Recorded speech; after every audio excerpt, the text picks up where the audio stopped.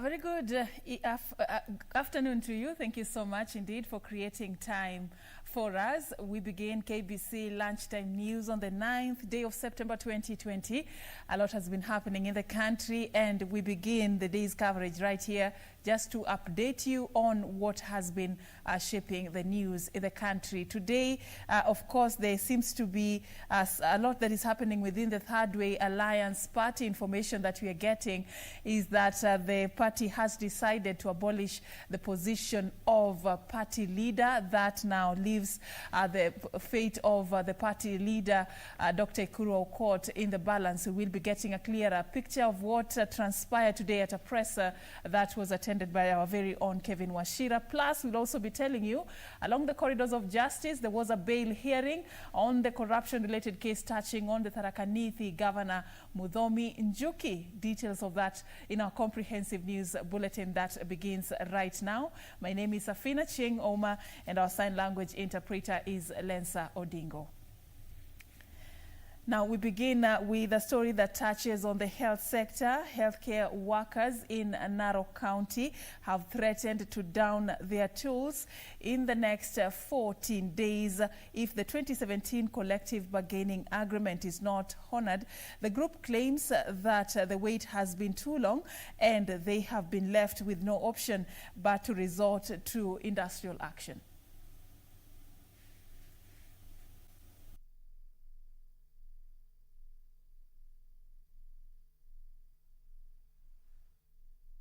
Right, we know that Solidarity forever. Solidarity forever. Medical workers in Narok are threatening to down tools, lamenting a deplorable working environment. The medics accusing the county government of failing to honor the 2017 CBA. Kenya Medical Practitioners, Pharmacists and Dentists Union South Rift Branch Secretary Dr. Davji Bimji claims failure by the government to resolve the pay agreement as per the CBA has financially exposed its members. There's a job progression that should be attained. And also, as it is seen, there's a CBA that was signed by the Narok County government. So basically, the things that the doctors and the healthcare workers are going on strike for are the basic rights that have been denied by the county over the years. And several forums that have been brought forth has failed to implement these. Kenya National Union of Nurses Narok County Chairman Henry Onyancha Tora on his part called on the government to employ more healthcare workers besides providing a comprehensive medical cover to the medics. The pandemic and then the doctors and all the healthcare workers have been tired that they cannot offer optimum services because of the shortages. These are things that have been brought in the front for the county government with no actionable way that they've done. They have employed true, but those are universal healthcare workers under the UHC. All what we're asking the county government is, can these health workers be absorbed in the county? Because we have a big shortage. Reporting for Channel 1 News, I'm Jackie Wambiru. And leaders from across the political divide continue to pour their outrage over remarks by Emurua Dikir Member of Parliament Yohana Ngeno and his Kapseret counterpart Oscar Sudi, which are deemed as divisive. Amani National Congress Party leader Musalia Mudavadi is calling on Kenyans to reject politics of division, which he claims may trigger ethnic violence. This comes as a section of civil society groups are demanding an apology from the duo. For the second time in a row, politicians have come out to condemn what they termed as divisive remarks directed at the first family by the two leaders. ANC party leader Musalia Mudavadi, who spoke in Vihiga, termed the remarks as obscene and unwarranted, with no place in modern politics. How can we, knowing that this country of Kenya went through a process where 1,400 lives were lost,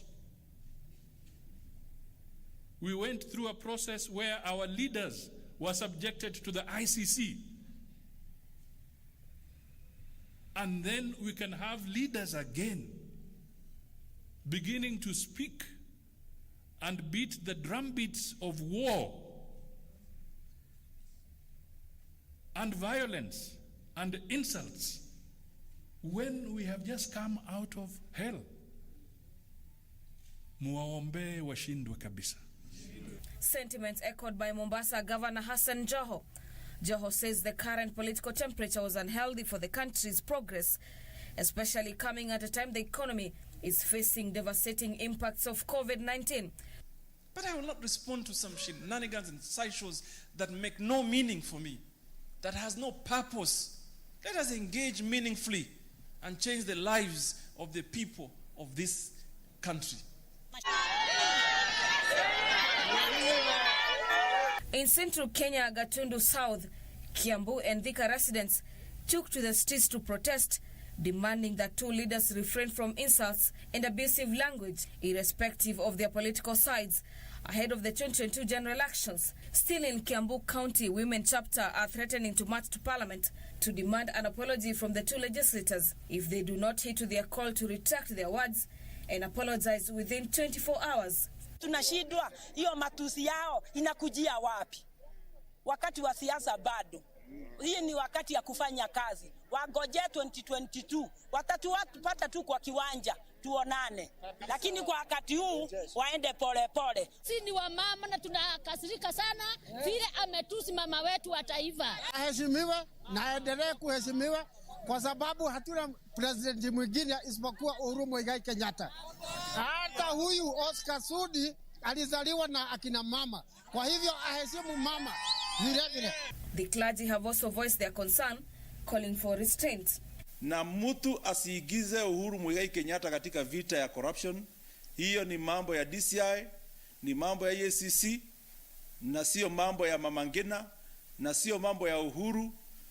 Hiyo ni mambo ya corruption ambayo inapiganwa nayo.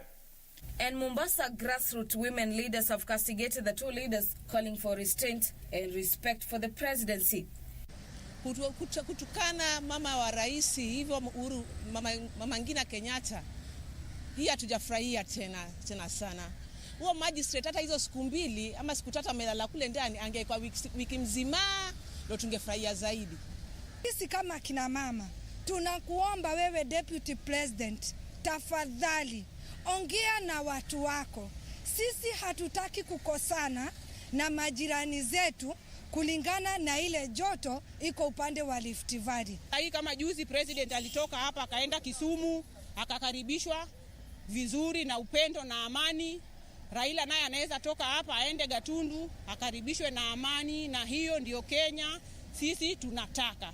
Imuru Adikiri MP Johana Ngeno has since been charged in court with incitement charges and was ordered to remain in remand for 2 days pending the hearing of his bail application case set for Thursday. For Channel 1 News, I'm Gladys Mungai.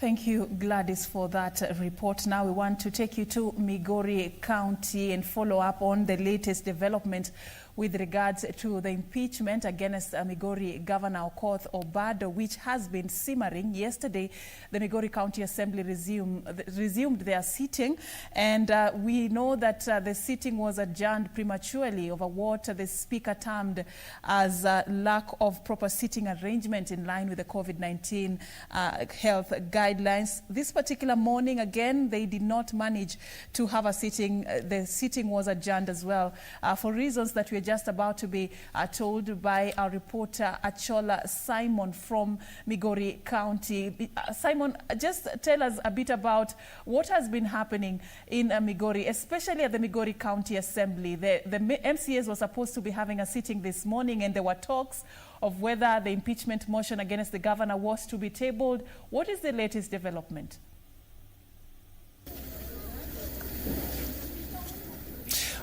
As you rightly put it, yesterday's sitting was actually adjourned on the premise that the MCAs, all those who were actually involved with the sitting arrangement in the county assembly, had not considered or factored in the sitting arrangement in terms of adherence to COVID-19 health protocols. And of course, the Speaker, Boaz Okoth, adjourned until this morning. What we saw in the morning is that they did manage to rearrange the sitting the the sitting in the assembly, and of course also sprayed the entire county assembly just to ensure that everything is fine before the sitting actually resumed at around 9:40 in the morning.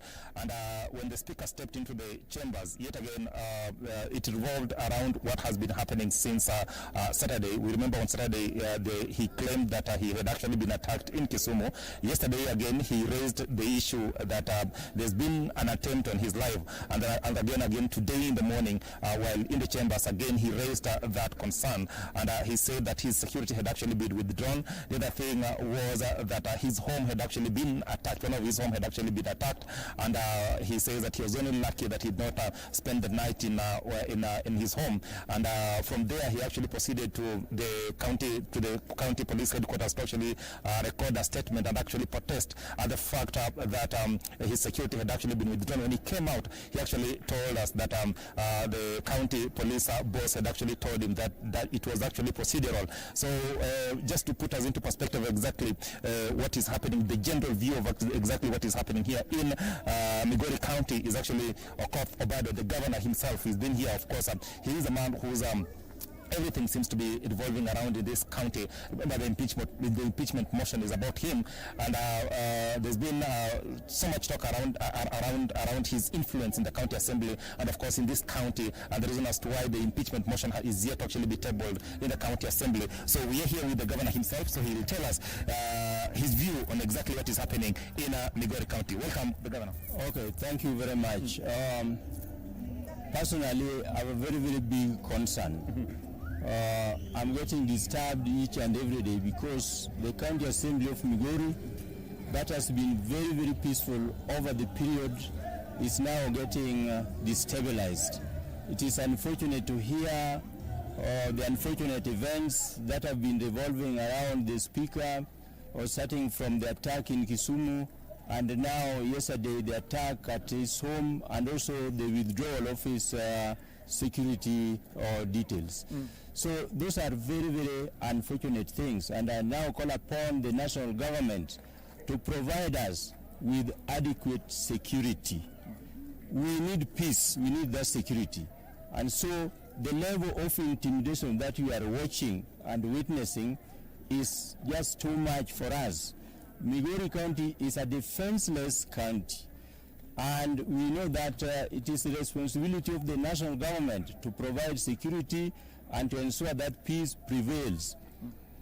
Over the last couple of days, I've been lamenting that violence is being imported into Migori County. And the most unfortunate event took place, I think it was Tuesday of last week, when some ODM operatives just said it in broad daylight that what they are doing right now is a government project that must succeed. Come rain, come shine, it must succeed. And we are just wondering, why have we all of a sudden decided to go the undemocratic way? If the problem is with Obado as an individual, let them state it very, very clearly without hiding under the shadow of the party. Yesterday I stated very clearly that the party ODM cannot produce any single minute of any meeting that was held, any meeting that discussed my impeachment. They can't, because it is not there. Governor, when you look at what is happening, and you've correctly put it that there are no minutes in the ODM party that actually that the party has actually sat down and resolved to actually kick you out of your position. Do you think there are individuals in ODM party that are actually hell bent on ensuring that you're kicked out of the party? Yeah, definitely there are a few individuals. I would like to restate that very, very categorically, that the decision to destabilize Migori County is as a result of some individuals. It is not a party matter. Because today morning I had somebody talking about the code of conduct for ODM, and I was getting surprised. I even asked him that if there's a code of conduct, a specific procedure that must be administered for any member, not only on Obado, why hasn't the party administered its own other earlier similar cases. Because definitely mine is not the first case. There are other cases before me, and I believe there will be other cases after me. So if it is a standard procedure, I'll have no complaint at all. But if it is highly selective like this, then I have my worries. And Kenya as a whole must also be worried. Who is it that is behind this personal vendetta, as you claim it? I don't want to call names, but I don't want people to be persuaded to believe that it is the ODM. And that is why I keep on stressing that there are no minutes that can be produced to show that ODM sat as a party and deliberated on my matter. That is the bare truth, the bare minimum. So I still want to call upon the national government. More specifically, I want to ask the president to ensure that peace and tranquility prevails in Migori County. What we are witnessing now is a very, very authoritative and unorthodox means of overthrowing the legitimately elected county government of Migori. It is very unfortunate. They should not try to intimidate the MCAs, and they should know that the MCAs are mature people. It is only that now the positions they are holding is called Member of County Assembly. But there are people with very, very high potentials. Some of them can make even better governors, better senators, better MPs. They can work for the people of Kenya at whatever level. And I believe they are capable, mature, competent, and very, very independent individuals. So they should be allowed to exercise that level of independence separately without being intimidated and coerced. The level of intimidation and coercion and blackmail has gone even beyond the assembly. In fact, it has even reached to the press. Because like yesterday, I was getting a lot of texts when people are sharing with me about how even the press are being now blackmailed. When you write something very objective, when you try to question certain actions, then you are branded as being as having been bought by Obado. That is not true. They are even taken to the fight. Unfortunately, even to the judges and magistrates, they're saying that those guys are delaying my cases because I've bribed them. So look at that high level of desperation, where if something does not go as per your wish, then you condemn it. And now you wholesomely start to blackmail or intimidate nearly every quarter that is not agreeing with you. That is very unfortunate, and I'm saying that is undemocratic. Then, of late we have been talking about the BBI, the Building Bridges Initiative. I would have thought that if somebody has a personal issue with me, then this would be the right time for such people to come and build those bridges together with me. That is the essence of the BBI. Yes, Governor, just before you... Let me just conclude. It is not to isolate others. It is not to manufacture enemies.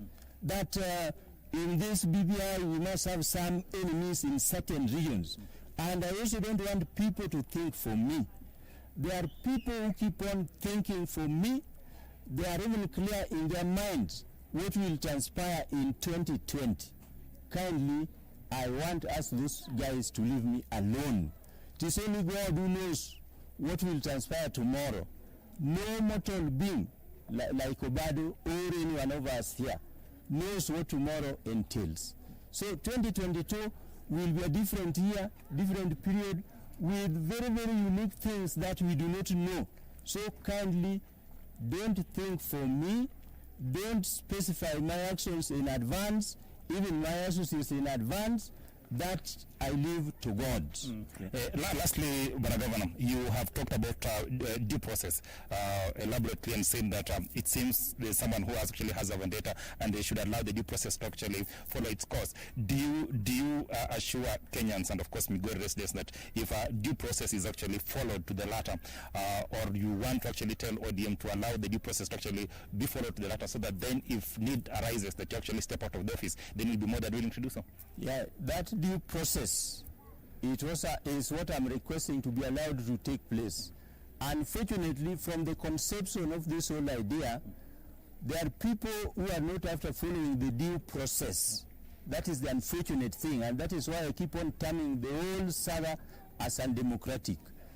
If due process is allowed to prevail, there would be no need at all in intimidating the MCs. There would be no need in calling them each and every time and threatening them with unspecified consequences. So I really beseech my colleagues in ODM to allow due process to take place. If ODM stands for Orange Democratic Movement, let that mean letter D, that stands for democratic, apply, and let it really be applicable even in this particular situation here. But a selective application of some maybe code of conduct or some law is really very, very bad. And above all, we know that the doctrine of innocent until proven guilty applies to each and every one of us here in Kenya. So let that one also applies to me. It should not be that for the others, it is innocent until proven guilty. Let us not hide under some vague, or maybe law, some vague rules, some vague code of conduct, and selectively decide to target Obado. So this one of mine, I want to repeat, entails a lot of personal vendetta that has been accumulated probably over the period, and somebody has seen a perfect opportunity to attack me right now with the sole purpose of clearing once and for all with me. But I want to say that God is there watching over all of us. If you plan bad things for your neighbor, your friend, God equally has that measure also for you. Thank you very much. That is Migori Governor Okoth Obado, of course, telling us that the need to actually, for ODM party to actually allow due process to follow its course, so that then, if indeed he's proven guilty, he will be more than willing to step aside. My name is Achola Simon, of course, coming to you live from Migori County. Back to you, Serfine. Thank you, Achola Simon, for that particular update. Achola Simon was speaking to the Migori Governor Okoth Obado, who is lamenting over quite a number of issues, including what it answers undue influence by the ODM party in the plans to impeach him as the governor of Migori County. He says that he has not in any way influenced anything against him, including that impeachment plan, and also talks about this being something that could be geared towards targeting him as a personality. We will be getting more details about the twists and turns of the impeachment against Okoth Obado later on. Remember, the Migori County Assembly is expected to resume its sitting this afternoon after the Speaker, Boaz Okoth, has recorded the statement concerning what he terms as an attempt in his life. Now, we want to take a very short break right here on KBC Lunchtime News. We are coming back with much more.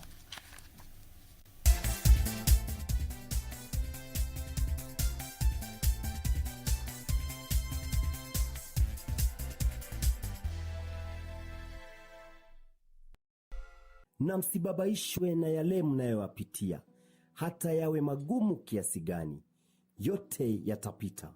La msingi ni kuweka tumaini letu kwa Mungu aliyetuumba. Katika kitabu cha Warumi 5:3, wala si hivyo tu, ila mnafurahia. Kupata dhiki huleta zaburi. Bonyeza *811 *963 #. Bonyeza *811 *963 #. Tonight on KBC Channel 1. Already 5 o'clock. Should I go and straighten things out?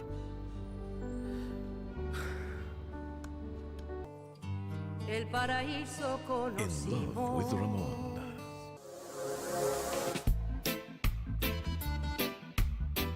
People gonna say all kind of things about you. With them on, just shake up. Need to mush you and done to mush you. When your booty gon' show me now. Baby, one time. Bossy baby, give me 2 times. Full 180. Crazy.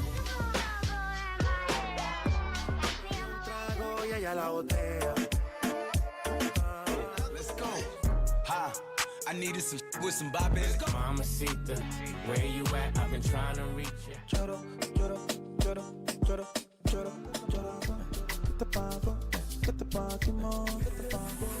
Katoto shepu awe, ayawe, ayawe. Tekenya katoto, kamini tekenya, tekenya katoto.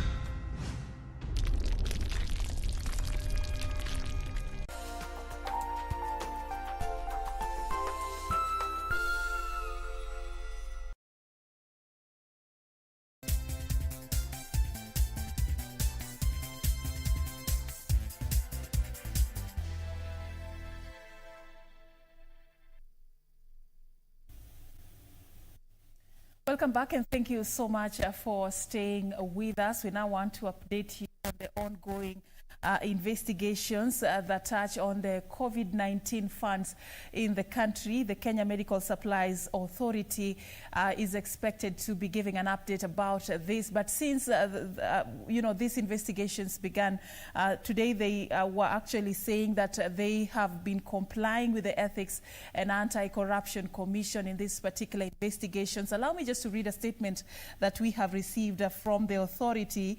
They say that pursuant to a search warrant dated 27th August 2020, the Ethics and Anti-Corruption Commission extended their investigations to the Kenya Medical Supplies Authority offices, and the commission took possession of certain documents, electronic data and computers, which are going to go a long way in helping in the investigations. KEMSA this particular day has said that they shall continue to cooperate with the Ethics and Anti-Corruption Commission and other investigative agencies to resolve the matter in the shortest time possible. KEMSA remains committed to offering reliable, quality and affordable health products and technology. Now, this is just a statement that we have received this particular morning. It touches on this position that the KEMSA authority is just stating with regards to the ongoing investigations on the COVID-19 funds. We will be giving you new information about this as we receive it right here in our newsroom.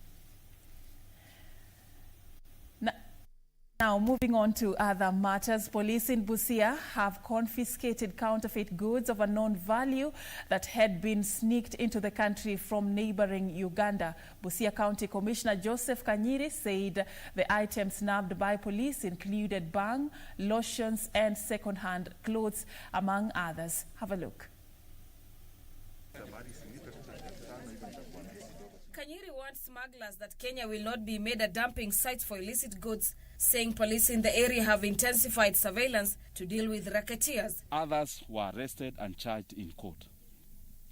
We want to warn those people who sneak in, import or smuggle these things that their days are numbered.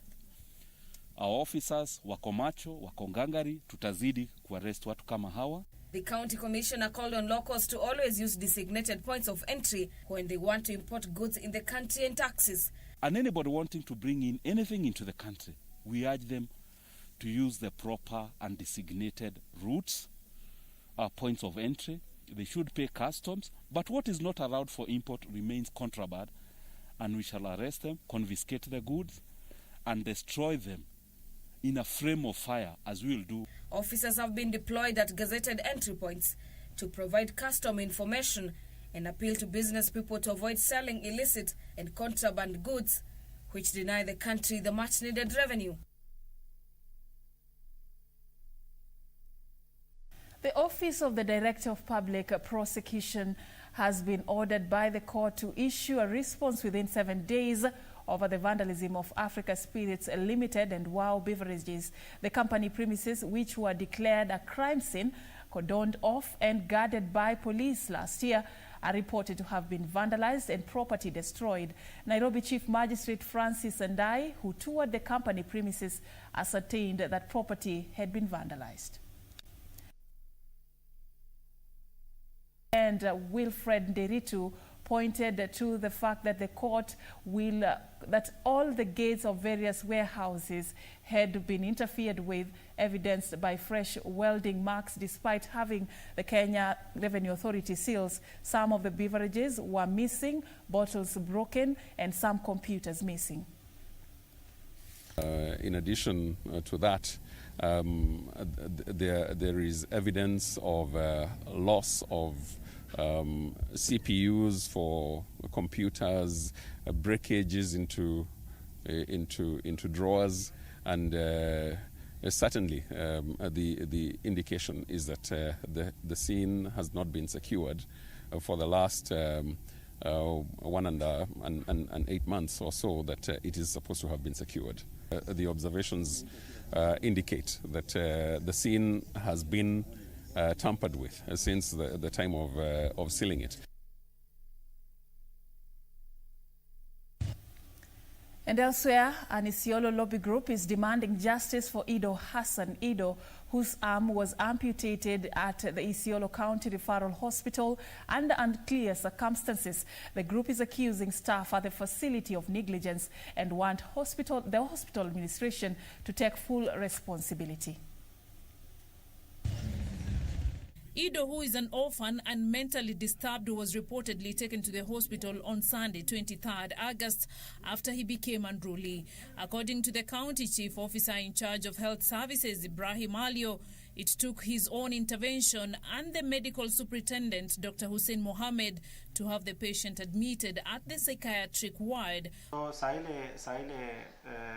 relative wameplead sana, nilipigia madaktari nikaambia at least hata kama ni kutengeneza kuchukua mattress moja na whatever from this other ward tuhakikishe tufungue to admit your patient. Following numerous pleas by his relatives, with the psychiatric ward closed for renovation, Alio directed that special arrangements be made in order to accommodate him, since he could not be kept together with other patients. The chief officer noted that the following day, while helping him change clothes to get into the hospital, where nurses noticed a wound on his left hand.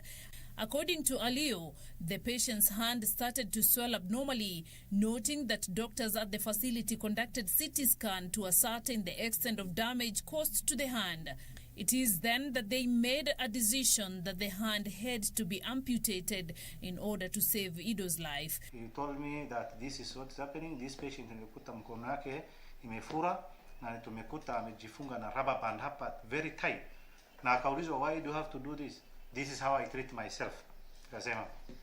So at that time also, alikuwa intoxicated, wanasema alikuwa ni kama under influence of drug, but not alcohol. That's what they wrote. Human rights defender led by their coordinator Ibrahim Wako, however, claimed it was negligence in the side of the hospital. Nasikitika kwa ndugu yetu Ido kuweza kufanywa jambo la kinyama kiwango hiyo.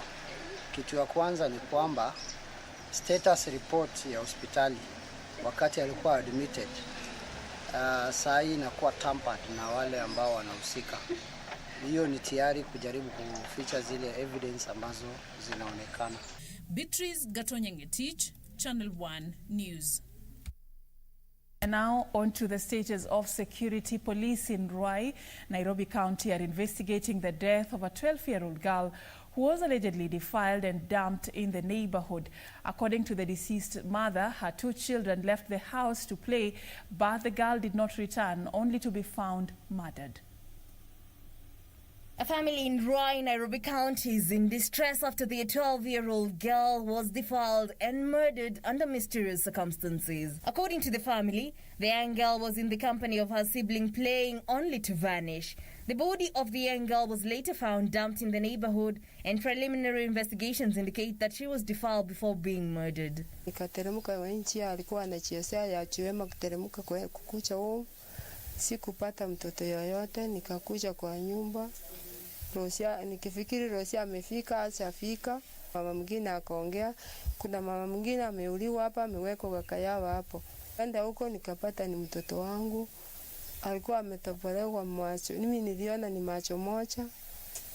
Halafu wakati alipelekwa akakuja kwa nyumba tena, nikarudi, serikali ikakuja ikachukua mwili. Alikuwa anafunikwa na neti. Meanwhile, a family in Shiaka village in Ikolomani sub-county is seeking justice after their 13-year-old girl was murdered after being defiled. Her 10-year-old sister was also defiled and left nursing injuries.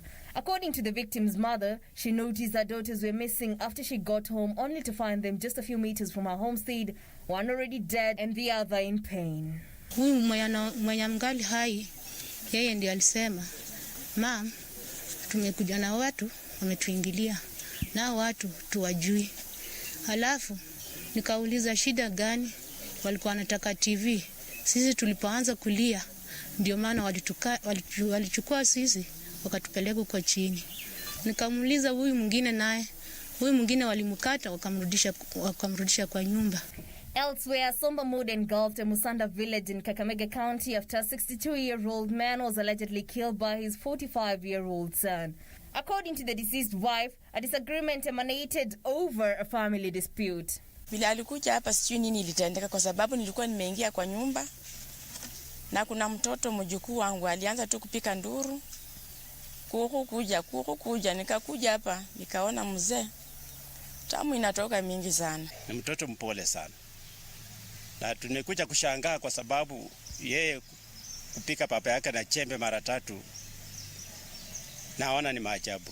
Reporting for Channel 1 News, I'm Jackie Wambiru. Residents of Kiptagich in Baringo County are living in fear of being swept away by landslides following the ongoing rains. The locals claim cracks are emerging in hilly areas and major access roads have been rendered impassable in the region prone to mudslides. With heavy rains being witnessed in several parts of the country, residents of Kiptagich in Baringo County are now living in fear of being swept away by landslides. This comes after landslides occurred in most parts of the region with hilly terrains and loose soil. According to Lucas Tingos, a retired senior chief, they fear that the ongoing rains will cause more damage in the area since major access roads have been blocked by huge rocks and heaps of soil. Juzi walikuja kuongeza tena gabions wanachenga gabions hata ingizi ndani wanaweka juu kuongeza uzito ambaye hiyo gabions tana sote zilienda huko iko kwa shamba. Hii changa sasa inaonekana iko talili.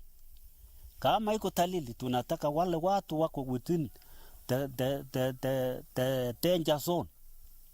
If the government can even mitigate and compensate somehow, hata ya medication or planting of trees or whatever, hii ambaye vitu yao kama miti kataa imepotea, masengenge, wires yote imetolewa. The rains, accompanied by strong winds, have swept away trees and washed away water pipes, leaving many homes with no water. Imeleta madhara mengi. Tulikuwa na miti, hiyo ilisombwa yote. Tulikuwa na pipes ambayo ilikuwa inapeleka maji kwa watu hapa chini, hiyo yote ilikatika. So tunaomba serikali kama kutakuwa na uwezo tusaidiwe miche ya miti. Alafu kwa hii barabara tunaomba kabisa gabions siwekwe hapa chini. Tumekuwa na hii shida after karibu every 10 years. Hii shida huwa inarudia. The affected residents are now appealing to both the national and county governments to come to their aid. Tungeomba county government wasaidie watu, wapewe masengenge zao zimetoka mashamba, hata kuna wengine majoo zao zimetolewa na hii landslide. So tunaomba county government wafuatilie wenye wameafektiwa na hii janga.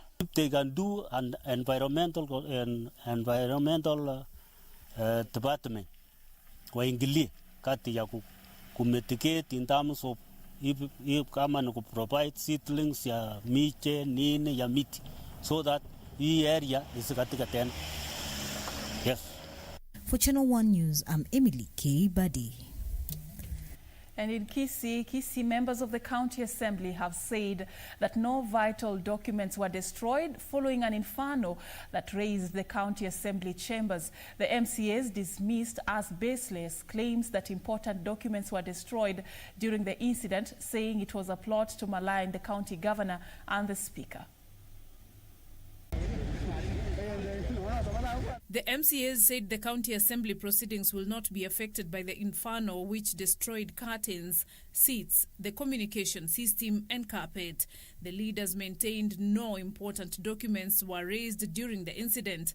Governor James Ongwae had announced the closure of the affected parts of the County Assembly to allow experts to do a forensic investigation into the cause of fire. Mambo ya kusema kuwa documents ziliungua, huo ni uongo mtupu. Na nataka kuambia wananchi kuwa hakuna document yoyote yenye inakuwa stored kwa champa. Hii moto pale ilianzia wapi? Ni assembly tu, ni viti tu ilichomeka. Vitambaa ya assembly sio ati ni document ilichomeka. In the meantime, well-wishers extended a helping hand towards 7 families in Ruiru who were left without houses after an inferno razed their houses a month ago. Led by Parklands Baptist Church Pastor Celista Achola, they said with the health risks posed by COVID-19, it is important to join hands in helping those that are vulnerable in the society. They donated food and non-food stuffs to sustain the affected families for 1 week. At the same time, they called on other well-wishers to assist the families who are currently spending the nights in the cold. Hivyo ukiwa kule nje, wewe ni Mkenya, unajua uko na uwezo, saidia Wakenya wenzako. Wakati huu ni wakati mgumu sana na mambo ya COVID, kwa hivyo tunaomba ukiwa na uwezo, jitokeze, saidia Wakenya wenzako. Beatrice Gatonyengetich, Channel 1 News.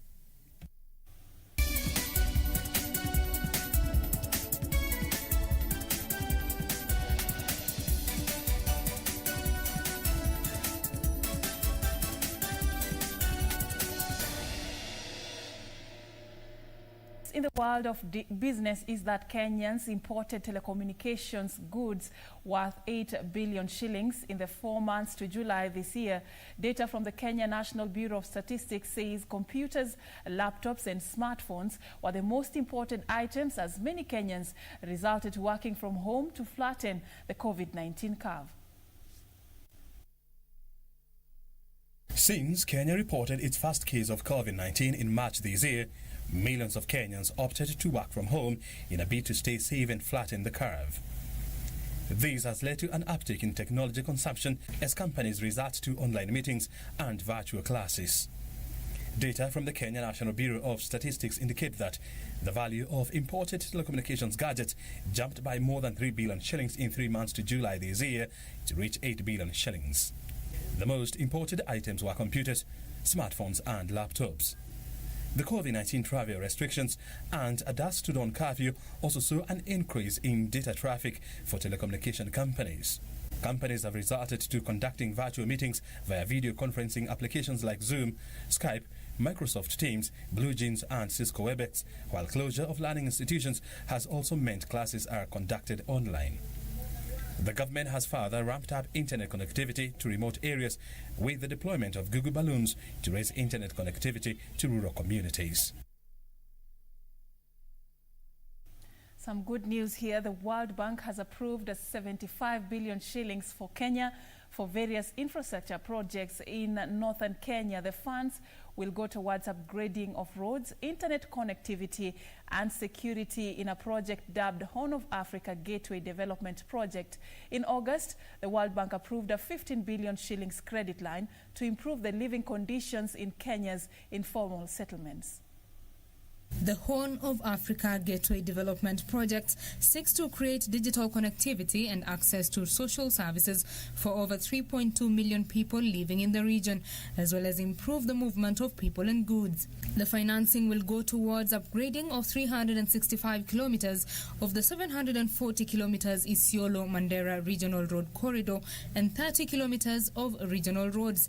The funds will also finance the laying of a fiber optic cable along the 740 40-kilometer transport corridor, which is expected to spur digital economy in the region, which has the least digital connectivity in the country. The fiber cable is expected to boost inter-country trade through the development of border posts and border management systems. The World Bank says the project is expected to take 6 years of implementation and is the first in a series of projects aimed at supporting the development of regional transport corridors and modal linkages under the Horn of Africa initiative. This is the second line of credit in 1 month. Last month, the bank approved a 15 billion shillings credit line for the Kenya Slums Upgrade project that targets informal settlements in urban areas. And Equity Group Managing Director Dr. James Mwangi has been fitted with the prestigious 2020 Oslo Business for Peace Award, also described as the Nobel Prize for Business. The award is conferred annually to exceptional individuals who exemplify their outstanding business-worthy initiatives ethically by creating economic and societal value. It is the highest global distinction given to a business leader to celebrate their effort at promoting peace and prosperity for the greater good of society through their everyday business activities. Honorees are chosen by a prestigious award committee consisting of past Nobel Prize winners in peace and economics. Dr. Mwangi receives the award for his business-worthy values in championing financial inclusion for all in East and Central Africa.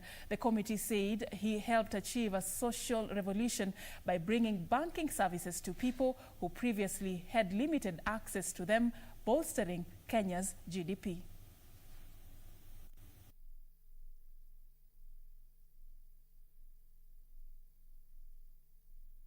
We celebrate you, Dr. James Mwangi, for that particular award. Now, moving on to what is happening elsewhere in the continent of Africa. South African economy contracted by an annualized rate of 51% in the second quarter of 2020, the worst in decades, as Africa's second biggest economy battled the COVID-19 pandemic.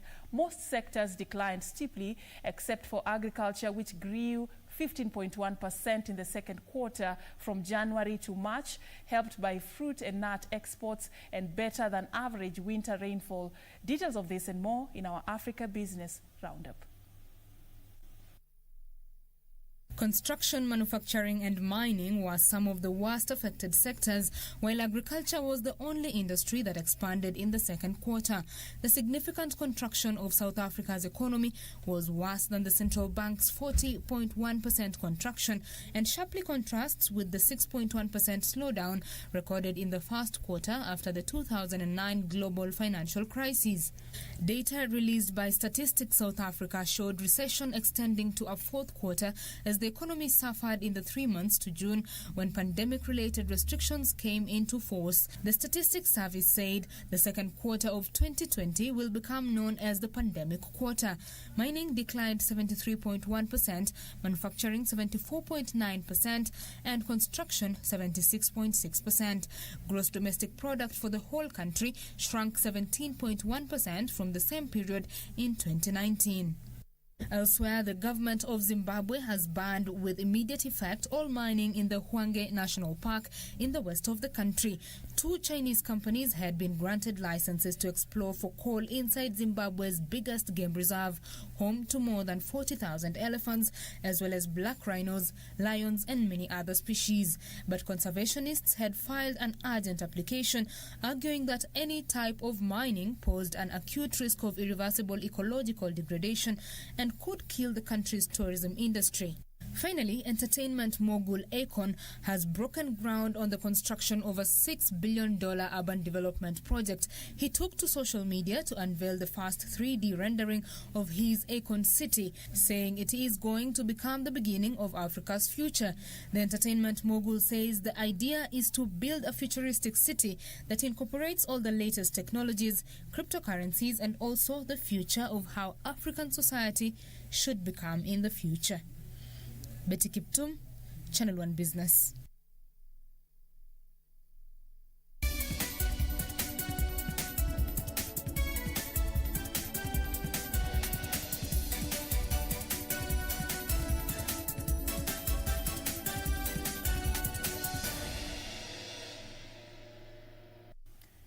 final clinical trials for a coronavirus vaccine developed by AstraZeneca with the University of Oxford has been suspended after one of the trial's volunteers fell ill with an unexplained illness. More than 27.7 million people around the world have been diagnosed with COVID-19 and 902 and 100 have died. More than 19.8 million have since recovered from the pandemic.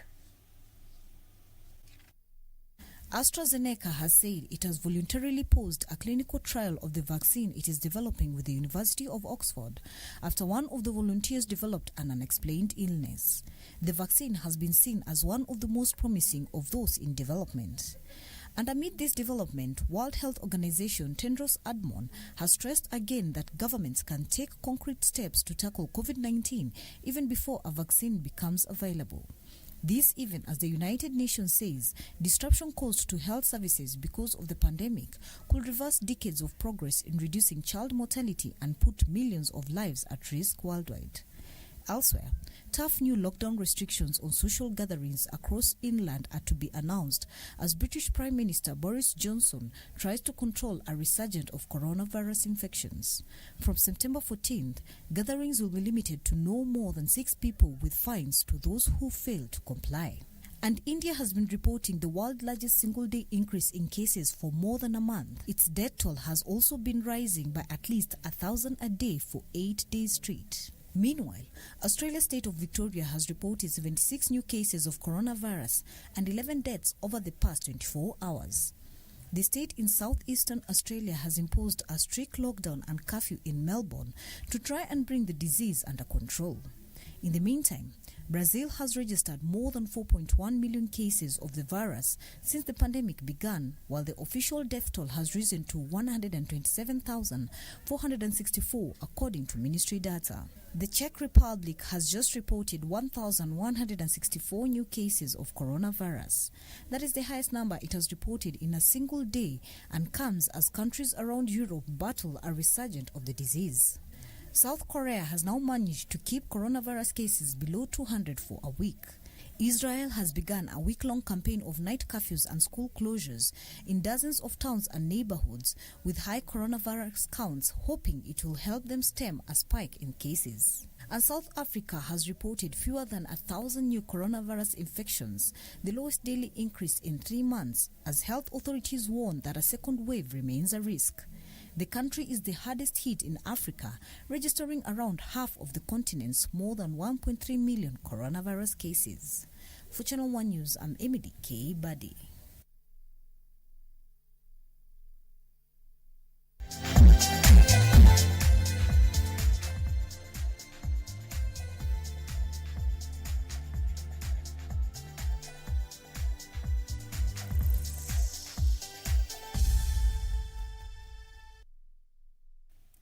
Let's now catch up with some sporting action. World champions France made it 2 wins out of 2 in Group 3 of the UEFA Nations League following a 4-2 victory over Croatia. The win means that France stays level on 6 points with European champions Portugal, who were 2-0 winners against Sweden. Meanwhile, another below-average performance from England saw the Gareth Southgate-coached side play out to a goalless draw against Denmark.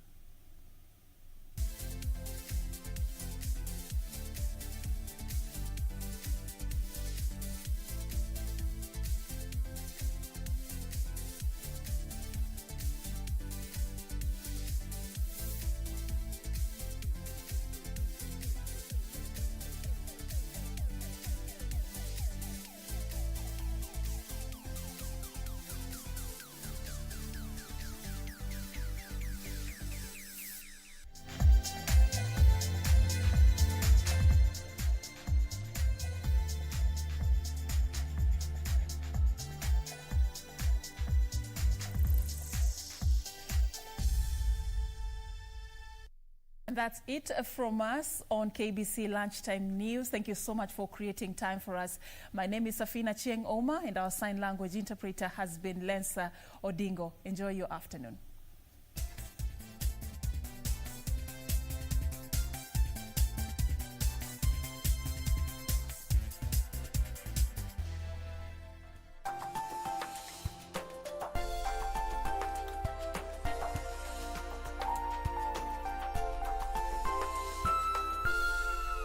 so that we can be taking notes as we progress on this lesson. Right, madam? That's quite fine. Now, to start us off, would you guide us through the materials we have over in this table? Yeah. We can confirm whether we have each and every material that we need. Remember, I've just said our lesson is on trying to find out which are good conductors among the many materials you can see on our table, and which are the bad conductors. And madam, I believe it is also very important that we have a source of electricity, right? Definitely, and that is good of you. Yes. You have remembered that we must have some source of electricity where we'll have a current flow, so that now we can be able to test whether a material is a good conductor or is a bad conductor. And can we use the circuit we had in the last lesson? Definitely. We can use it. Yeah, we can use it. I brought it. It's here. Wow, that is good of you. Yeah, we will need this. Yes. So that now, you remember us talking about completing the circuit? Yes. Now we shall be completing the circuit with all these materials.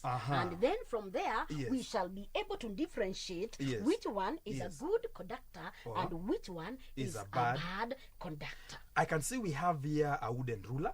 Yes. I can also see you have here a plastic ruler. Yes. And there's a spoon. Are we going to eat? Are we doing some eating?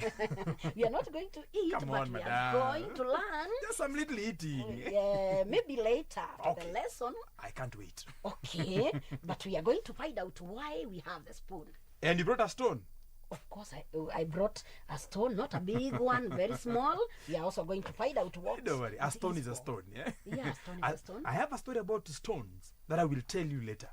Later? Yes. You cannot excite me and then you tell me later. No. It's a Stone Age story, yeah? Okay. Yes, I will tell you about it much later. Okay then. And you have a plastic bottle? Yeah, we have a plastic bottle. And a polythene bag? A polythene bag of paper. These also ours? Yes, this is also ours. A manila paper? It's just a portion of a manila paper. Yes. And soap? Yeah, soap. Okay. I can see a plastic comb. Yeah, we have a plastic comb. Yes. And this is a kitchen foil paper, right? Yeah, kitchen foil paper. We also need this one? We will need it. Okay. Wait and see. And right there? We also have some thread. Okay. Yes. Some cotton thread? Yeah, cotton thread. Definitely. Okay. Yes. All right. This is getting excited, eh? Sure, it's getting exciting. So, for us to start determining whether a material is a good conductor or a bad conductor of electricity, what do we do? A good question, Mr. Washington. Right. Yeah, I want to take you back to our circuit for the previous lesson, and it was good of you were able to bring it. Yes. You remember I said I have experience in this. Yeah, ever since when I was a boy. And I remember the other time you were running away. No. What we used to do as boys, we were not sure. Yeah. But we would connect a long chain of batteries. Yes. So that we play radio when our parents are away, and we'll be there dancing. and you know why the radio was talking? Yes. Because the current was flowing, and it could power the radio. The batteries could power the batteries. Okay. I think I was born a scientist. Sure, I also guess so. Your curiosity has made you become a good scientist. Fellow future scientists, this is all you need so that you can determine whether a material is a good or a bad conductor of electricity. Keep watching, because we are just about to start. So we have our circuit ready. Which is ready. Good. And we have all these materials on the table. Okay. So, yes, our first step, yes, we are going to complete this circuit. Yes. Using all these materials, not at the same time, one at a time. Yes. And our bulb together, you remember? Yes. You remember? Yes, I remember. The bulb, when we connected with the negative and positive, the bulb was able to write. We'll still use it on one end, and then the other end we shall have any of these materials one at a time. So the bulb will again act as our indicator. Good. The bulb will also act again as our indicator. And there is one thing I want you to keenly note, and maybe together with our viewers, we will separate them, because we expect when we connect either of these materials, the bulb will either light or will not Light. Hold on. Yes. I think at that point, yes, I need to have like somewhere we record which one is a good conductor, which one is a poor conductor, right? Yeah, brilliant. My dear viewer, this is the time you take your pen and paper. Good. And draw up a simple table, yeah? Table, yes. On one side you have good conductors. On the other side you have bad conductors. Good. And I have mine. I'll say they are bad. Bad. Yeah. And this side I'll say good. Good. And that is good. Yeah. You see? Just like that. Bad conductors of electricity. Yes. And good conductors of electricity. I hope you have yours too. Eh? Yeah. Thank you. So, I have the bulb here. Yes. And we have? I have the positive, and you have the negative. I have the negative. Okay, I have taken note of that. Now, which material do we start with? Without any order, we can just pick, because eventually we shall have to test all of them. Remember, don't forget that we are trying to find out which are the good conductors and which are the bad conductors. And on that note, can we agree? Because some will make the bulb light, others will not make the bulb light. Which ones do those that make the bulb light will be the good conductors. The good conductors. Those that the bulb doesn't light will be the bad conductors. I'll take good conductors. It's okay. Let me take the bad conductors. Yes, they are also very useful. I know you think they are not useful, but later I'll let you know. Let me stay with good. I love good things. It's okay. Like good learners, good viewers, good students. I love all of you. Okay. And even good teachers. I love you too. That is good. Let's get moving. Can you give me the pleasure to pick the first material to test? Oh, the pleasure is yours. The spoon. Good. Don't ask me why. That was random. I know what you said from the beginning of the lesson. Surely, madam. Yeah. Then now. So, now you have the negative terminal, right? Good. Now that means I'll be placing the bottom of my bulb on the material you are holding. Yes. Then I connect the positive circuit wire to the wall of the bulb, right? Yes. Okay. And I connect the negative on the material. Okay, lower it down a little bit. Good. We see whether we can complete them. Let me just do like this for the sake of our viewer. Okay. Okay, can we? Oh! Wow. It lit. Oh, of course. The spoon is a good conductor. Imagine it's a good That is conductor. mine. That is yours, not your starting. Spoon is a good conductor. That is good. And ensure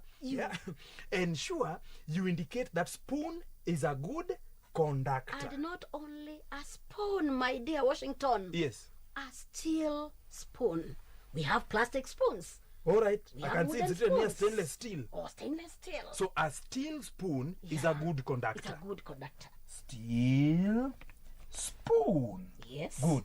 Put it on the good conductor side. So I place it on my side, right? Can I also pick one now? Go ahead. Go ahead. Okay, let me pick. You know, ladies love this, so I can pick this. Surely, madam. So let's you had to pick a comb. Yeah, because you know us, we cannot separate with this. Of course. And your hair looks good, by the way. Thank you so much for the compliments. Okay, can we get working? Yes, we can go right ahead. And I place it again on the wall. And place it. Let me put it on this. And then I place it. Oh no! Is it? It's not lighting. It's not lighting. You're sure the circuit is complete? Yeah, the circuit is complete. Oh, you are not placing it in the the right I'm placing it. You can confirm. Okay, let me also place it properly. Oh, it's not lighting. That is a bad conductor. Good, and this one becomes on my side. And I keep it here. You have it. You have it. At least we are draw. Yes. We are 1-1. 1-1. And I want to pick the next one. Good. Stone. The stone. Wow. Yes. I know you have the story about the stone. Yes, it is still coming. Don't worry. Go ahead and pick it. So can we complete the circuit again? Yes, we can. I have the negative. I hold it to the positive side. And we can place. Yes. And I place also on the stone. As the bulb lit? No. Oh no. So what does that imply? Stone is also a bad conductor? Definitely. It is. It is. You can see it's not lighting up the bulb. When you're hit by a stone, you'll feel heat. Yeah. Because of the pain, not because it is a good conductor. You know, the impact at which it lands on you will cause the heat, but not because there is a current flowing. Please, my dear viewers at home, keep away from throwing stones. Sure. You might injure somebody, and that is not good. Right? So we've agreed stone is a poor conductor. A poor conductor, and it goes on my side. You have the stone. You have the stone. Can I pick? Go ahead. Can I pick something else? Yes. I want to pick a nail. You have picked a nail? Yeah. Okay. An iron nail. An iron nail. Let's find out. Yes. Whether it is a good or a bad conductor of heat. Of electricity, yeah? Thank you for that correction. Good. An iron nail. Yeah. I've placed mine. And I complete. Oh, it lit. This is awesome. And then? Why are you waiting for me to tell you to give me the nail? Have it. It is a good conductor. Thank you. Wow, that is good. Yes. Can I pick something else? It is my turn to pick. Oh, was your turn. Yes. You know, I thought it was me, but it's all right. It's all right. Go ahead. Yes, I pick a ruler. Wow. Yes. And we have which one? We have 2 types of rulers. Plastic.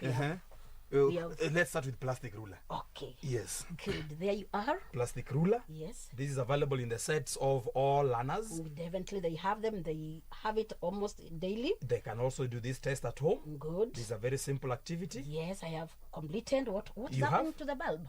We were supposed to remember science is about observation. Yes, I'm observing. Are you? I'm very keen. Good. It's not lighting? No. Are you sure you're connecting well? 100%. Okay. Yes. Then it means a plastic ruler is a bad conductor of electricity. Do we presume all plastics are bad conductors of electricity? Definitely, right? They are. I agree. And I put it on my side. Put it aside. And maybe on that note, to prove that all of them are bad conductors, we also have a plastic bottle. Can we prove whether it is true that all plastics you came with this? I came with it. There was no juice? Some water, baby. Okay. A plastic bottle is readily available. You can find one. And definitely, even back there at home or even in the estate. And do your test. Good. So, I placed my end of the circuit wire on the positive terminal. And I place on the negative terminal. What is happening? Nothing. The bulb is not lighting. It's not lighting. So are we correct to say that all the plastic materials are bad conductors of electricity? That one is true. Yeah. And do we even finish with the polythene paper? Yeah, because it seems to be on the plastic too. It's a plastic too. Wow. Let's get done with all plastics. Plastic and prove whether we are right or wrong. Yes. Good. We can audit there. Right. Yes. These are simple plastic wrapper. Yeah, just like the ones they get from the shops. Yes. Yes. We have completed the circuit. What is happening to the bulb? No light. No light, meaning that? What? It's a bad conductor. Of course it is a bad conductor simply because it is a plastic and we have proved. No wonder the government is even discouraging use of plastics. I support the government. Now that we've talked of paper, let's go to the paper world. Good. I pick foil paper. Wow. it is your turn now. Yes, this is just a normal kitchen foil paper. Maybe we can just make it this way too. It will still be fine? Yeah, it will still be fine. Okay. Oh! You are running away, Mr. Washington. This is paper. Yeah, it's paper. That is why science is exciting. Wait. We didn't know that it can light up a bulb. A normal foil paper. A normal foil paper. So foil paper is a good conductor of heat. Good conductor of heat. You can have it now on your lists. Now, madam, the next time I am connecting things and I run out of wires, I'll rush into the kitchen, grab some spoon, grab some nails, and obviously grab the foil paper. Because we have found out that it is a good